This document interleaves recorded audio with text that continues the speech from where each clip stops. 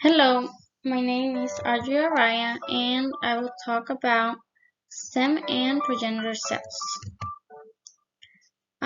But specifically, I will focus on how two differentiated cell types can have the same genetic information but different appearances and functions.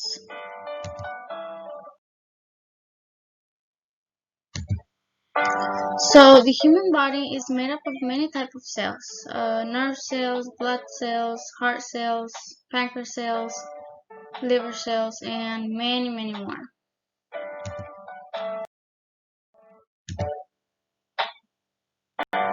Stem cells. So stem cells are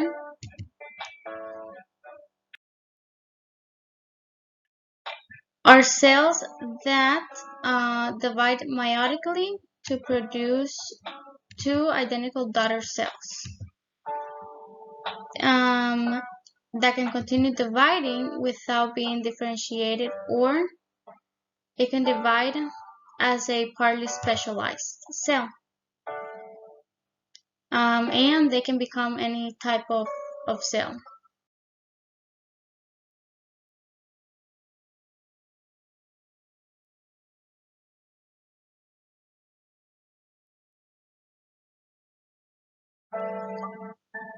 They are present in they're present since the early stages of fertilization, and it forms the tissues of the organisms.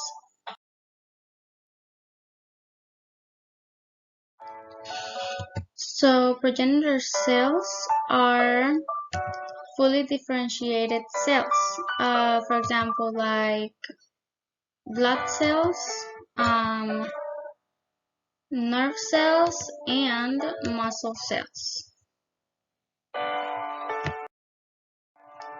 So going back to the question, how two differentiated cell types can have the same genetic information but different appearances and functions. It goes all the way back to the early stages of fertilization.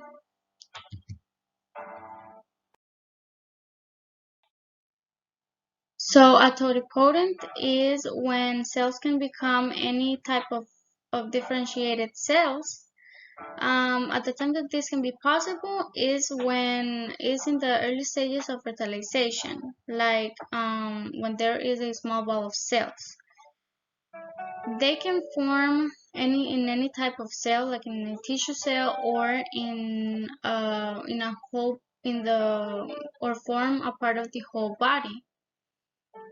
Because at this point, the development is not advanced, so it can form in any type of cell.